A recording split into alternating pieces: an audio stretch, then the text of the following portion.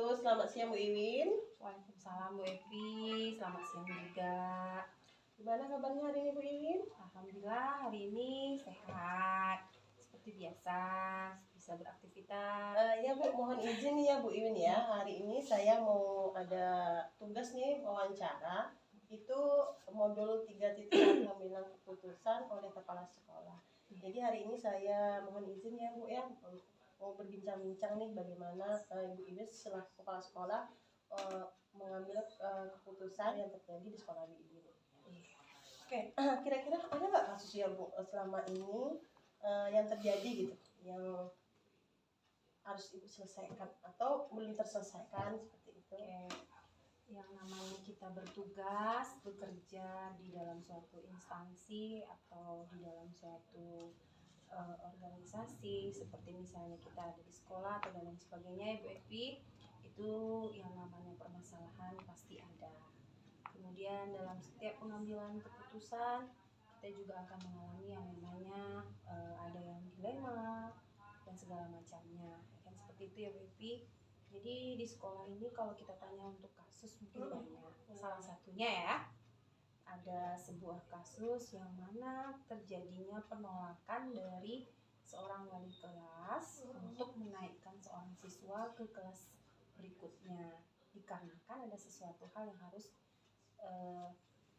yang harus kita bicarakan secara bersama-sama dengan Dewan Guru. Oke. Jadi selama ini bagaimana Ibu dapat mengidentifikasi kasus-kasus yang Ibu sebutkan tadi itu yang merupakan dilema etika atau bujukan moral? Sejauh ini permasalahan yang terjadi di sekolah ini atau kasus yang ada di sekolah ini rata-rata itu termasuk ke dalam dilema etika. Kenapa saya katakan seperti itu?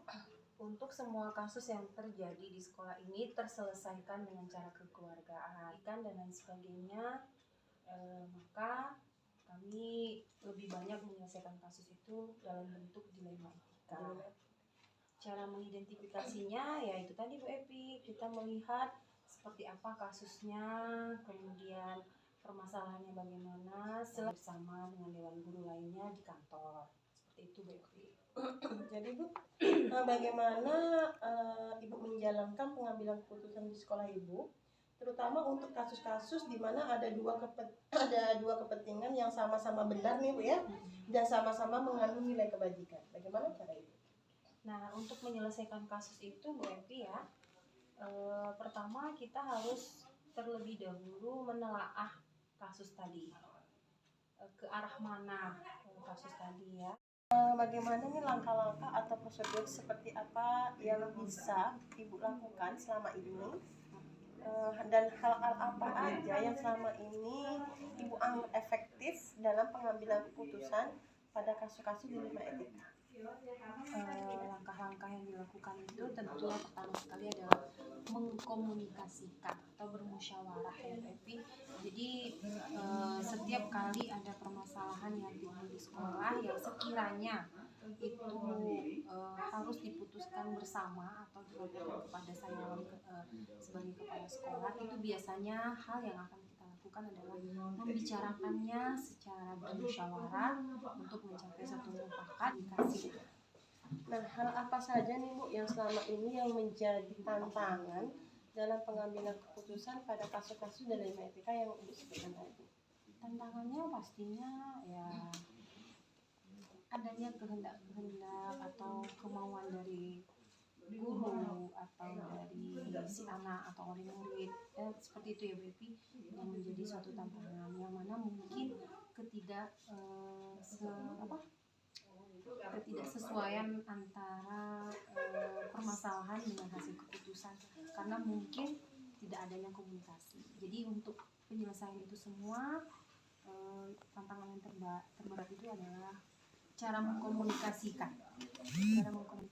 permasalahan itu agar bisa diselesaikan secara bersama-sama. Tantangan jadi komunikasi ya Bu. Dan apakah ada nih Bu jadwal tertentu atau tata krama dalam sebuah penyelesaian kasus dilema etika, dan apakah Ibu langsung menyelesaikan di tempat atau memilih jadwal tertentu nih Bu untuk penyelesaiannya seperti dalam bentuk prosedur atau apa yang bisa Ibu jalankan?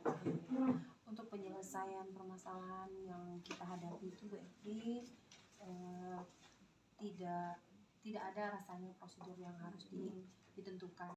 Bagaimana nih langkah-langkah atau prosedur seperti apa yang bisa Ibu lakukan selama ini? Dan hal-hal apa aja yang selama ini Ibu anggap efektif dalam pengambilan keputusan pada kasus-kasus dilema etika? Langkah-langkah yang dilakukan itu tentu pertama sekali adalah mengkomunikasikan atau bermusyawarah ya Evi. Jadi setiap kali ada permasalahan yang timbul di sekolah yang sekiranya itu harus diputuskan bersama atau dilakukan kepada saya sebagai kepala sekolah, itu biasanya hal yang akan kita lakukan adalah membicarakannya secara bermusyawarah untuk mencapai satu mufakat, yang mana mufakat yang diambil itu tidak merugikan si anak dan baik untuk sekolah, seperti itu.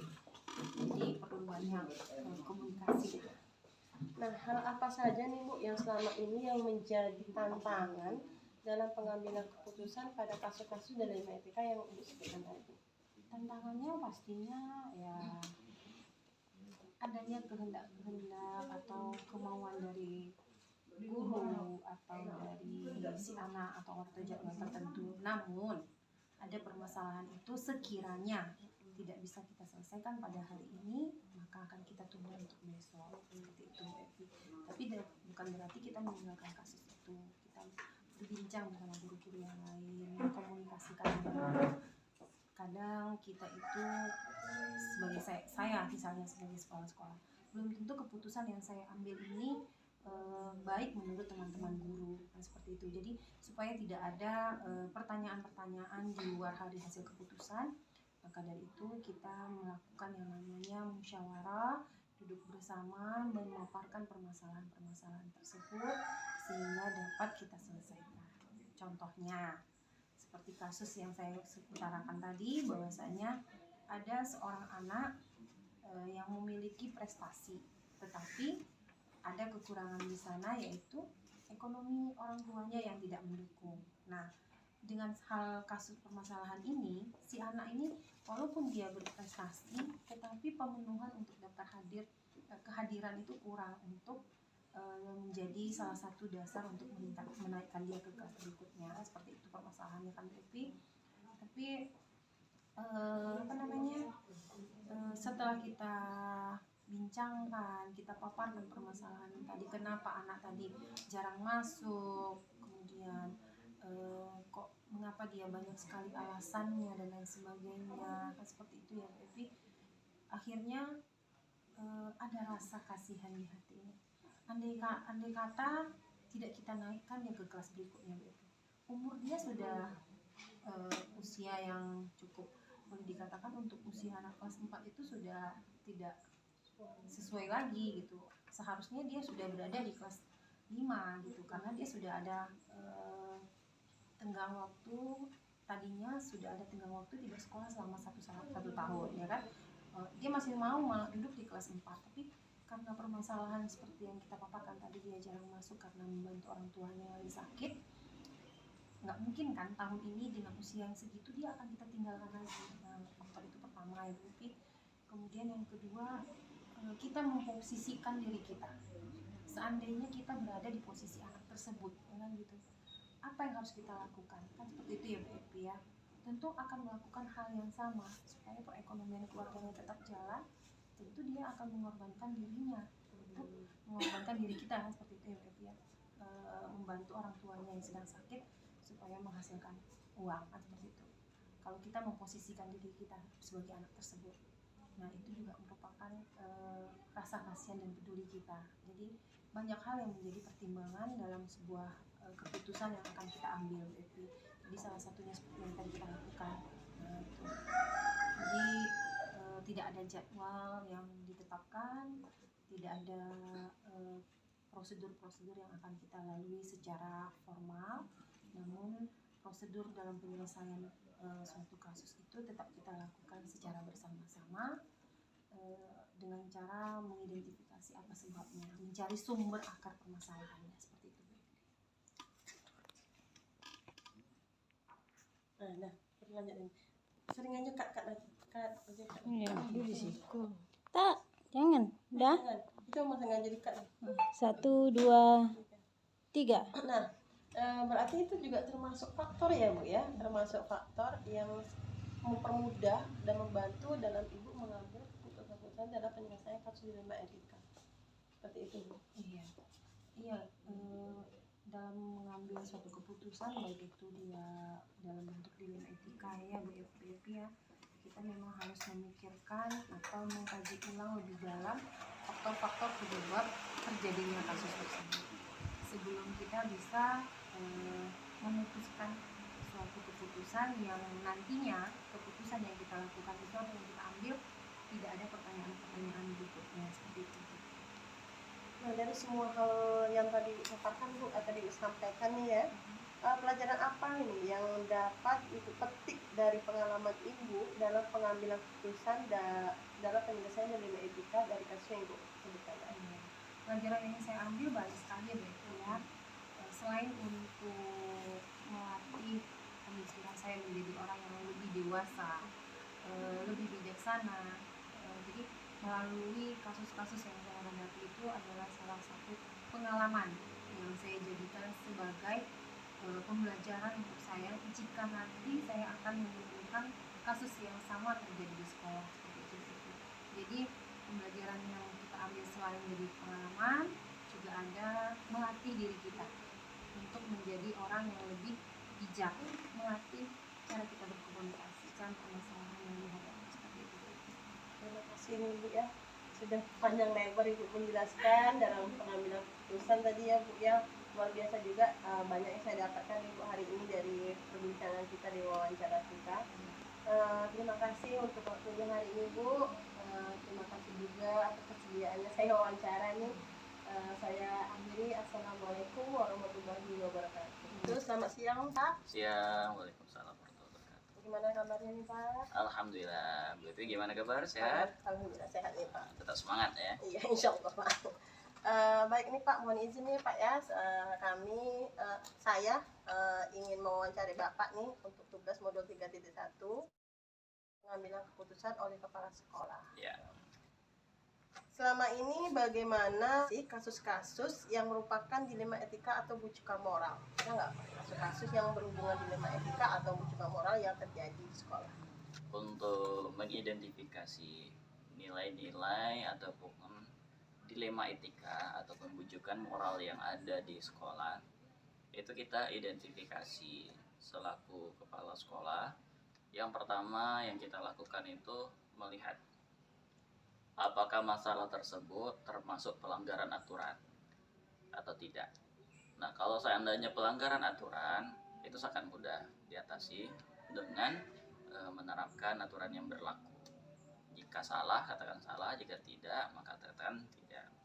Nah, ketika ada bujukan moral ataupun dilema etika yang muncul di sekolah atau umpamanya di suatu kegiatan atau suatu masalah yang muncul di sana, itu kita identifikasi berdasarkan ada tidak hal-hal yang benar yang dalam satu sisi dia benar, sisi lain dia juga benar, dua-duanya benar, sehingga menjadi kepentingan-kepentingan yang bertabrakan di sana. Sedangkan untuk bujukan moral ini adalah ada hal yang dilanggar namun dibujuk di sana untuk melanggar aturan tersebut, sehingga disebut dengan bujukan moral dengan iming-iming apakah itu iming-iming yang berupa hadiah atau reward ataupun berupa uang atau yang lain. Ini bersifat bujukan moral dan kita identifikasi berdasarkan yang pertama tadi ketentuan yang berlaku, salah atau benarnya, terus nilai-nilai yang ada di sana apakah nilai itu sebuah prioritas atau tidak.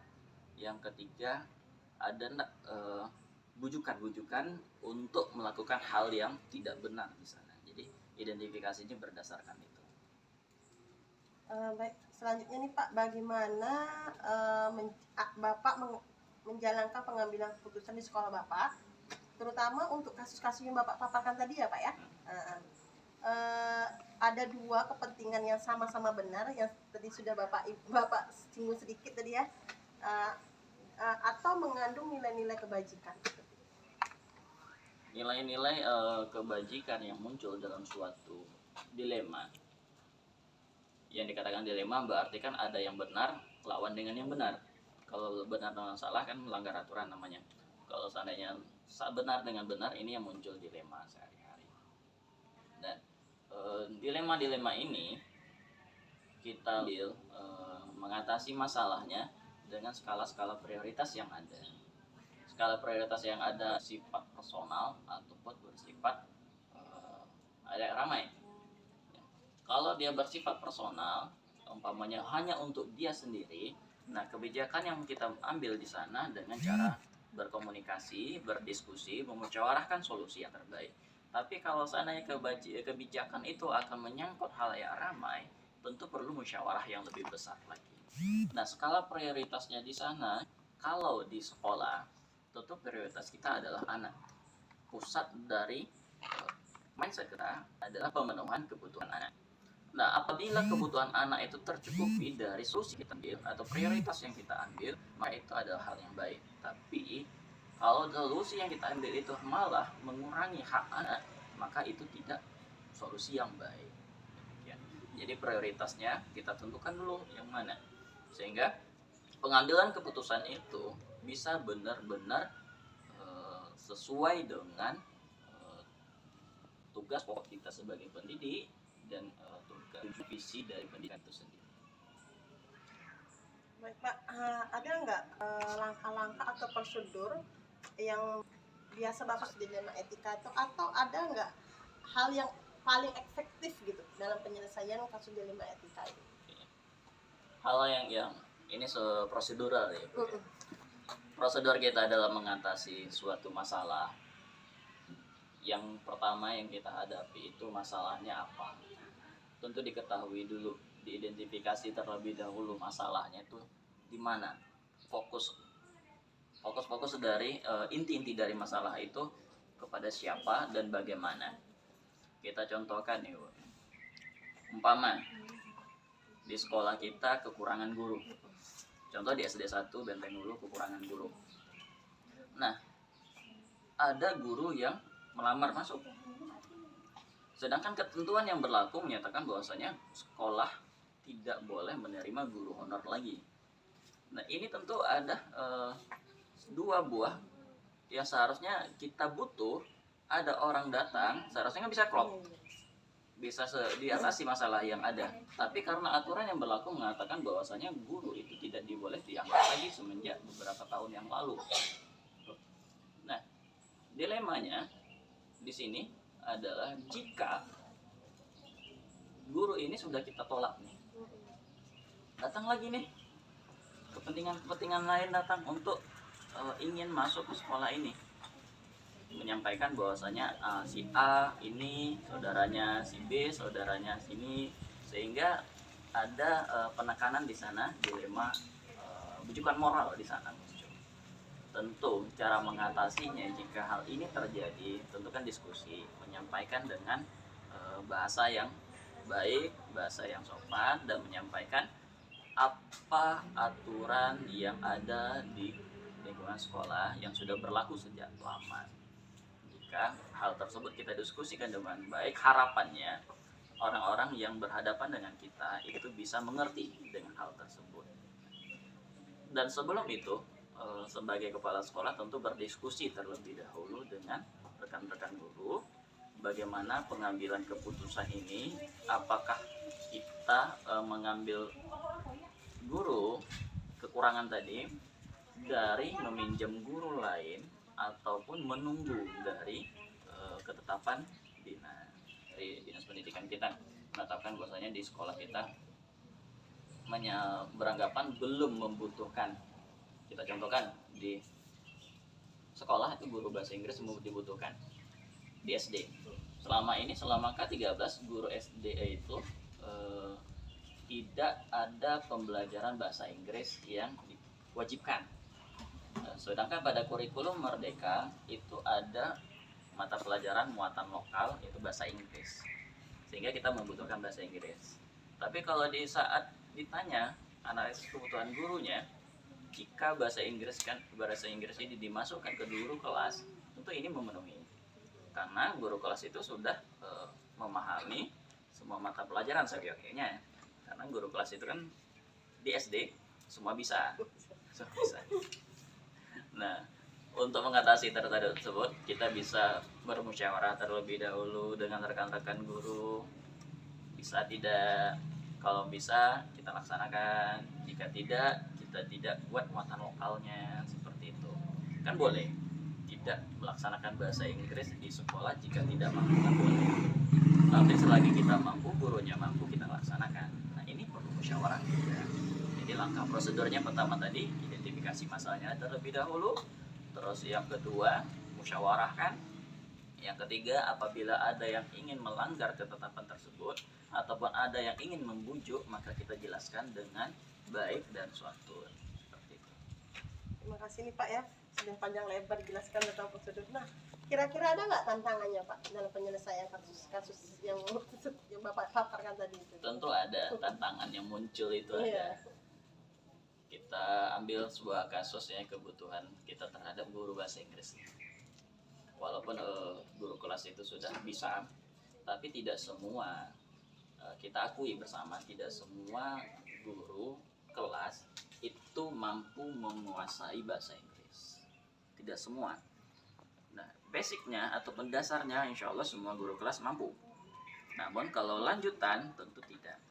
Nah, jika di kelas 1, 2, atau 3, di kelas rendah, kelas awal, tentu vocabulary-nya terlebih dahulu disampaikan dan pronunciation-nya juga disampaikan di sana, dan ini tidak begitu menyulitkan. Tapi kalau sudah sampai di kelas 4, 5, 6, tentu tingkatannya berlanjut, dan ini perlu penanganan lagi, kita penambahan pengetahuan bagi guru-guru kelas yang ada. Tantangannya itu. Berarti di situ tantangan Pak. Nah, kira-kira Pak dalam penyelesaian itu ada nggak Pak terjadwal atau tata kalanya biar tersusun gitu Pak, terselesaikan gitu? Tentu jadwal untuk menyelesaikan masalah itu kita kondisikan dengan waktu-waktu yang ada. Tidak serta-merta diselesaikan waktu itu juga, tidak. Kita butuh tadi menganalisis terlebih dahulu kebutuhannya. Terus yang kedua, kita butuh nanti bermusyawarah, dan kita butuh keputusan. Ini kan memakan waktu. Tidak serta-merta satu hari itu selesai tuntas, tidak. Itu kita butuh waktu-waktu tertentu untuk bermusyawarah kembali, terus mencari tahu kebutuhan yang sebenarnya. Jadi jadwalnya itu tidak runtut ya, tidak tidak terjadwal, tapi ada. Nah, tadi tergantung kondisi berarti ya Pak ya, tergantung kondisi. Nah, kalau begitu Pak, ada nggak faktor-faktor yang mempermudah nih untuk penyelesaian kasus nih? Pasti kan tadi ada tantangan, pasti kita punya solusi juga untuk mempermudahnya gitu, untuk penyelesaiannya. Terus bagaimana tuh Pak? Untuk tantangan yang tadi, untuk penyelesaian masalah yang ada, yang kita utamakan di dalam sebuah organisasi itu kekompakan di dalam organisasinya, teamworknya. Jadi teamworknya seperti apa? Jika teamwork itu satu visi, insya Allah berjalan dengan baik organisasinya, sekolahnya tentu akan maju. Nah, untuk meningkatkan itu, untuk mencapai satu visi, kita butuh kesepakatan bersama, komitmen bersama untuk memajukan sekolah. Nah, ini adalah sebuah cara kita untuk menghadapi tantangan tadi, agar kita dalam melaksanakan pekerjaan itu, kita dalam melaksanakan keputusan yang kita ambil berjalan dengan baik dengan cara berkomitmen di awal. Nah, udah panjang lebar nih Pak, ya Pak ya. Nah, sekarang kira-kira apa sih pembelajarannya Pak yang Bapak dapat atau Bapak petik dari pengalaman Bapak dalam pengambilan keputusan tersebut? Banyak ya pembelajaran yang kita bisa dapatkan dari masalah-masalah yang timbul. Yang jelas yang pertama itu dapat mendewasakan diri. Bagaimana cara untuk menghadapi sebuah masalah dengan tenang, dengan nyaman dengan orang lain, dan juga mengutamakan kepentingan bersama. Itu pembelajaran yang bisa kita ambil untuk diri kita, dan juga pembelajaran untuk bersama dengan cara bermusyawarah. Dan itu tentunya sebuah pengalaman yang bisa kita terapkan untuk kehidupan kita, karena masalah itu pasti muncul selalu. Iya. Nah, jika kita dihadapi dengan masalah yang sama di suatu hari nanti, kita sudah tahu, wah, kalau seandainya seperti ini, tentu solusinya yang kita pernah alami ada. Nah, kalau seandainya kondisinya berubah, tentu kita ada adaptasi di sana, dan sudah ada proteksi dari kita. Ini loh yang akan dihadapi. Jadi pembelajaran di situ, dari satu masalah kita bisa mengatasinya masalah berikutnya di kedepannya. Semoga di kedepannya lebih dapat mengambil keputusan yang lebih baik lagi. Nih panjang lebar nih Pak, alhamdulillah nih sudah dijelaskan dari awal nih ya. Terima kasih nih, saya juga mendapatkan pengalaman banyak nih, pengetahuan yang lebih tentang bagaimana pengambilan keputusan. Untuk itu terima kasih ya Pak, terima kasih. Sama-sama. Saya akhiri, assalamualaikum warahmatullahi wabarakatuh. Waalaikumsalam warahmatullahi wabarakatuh.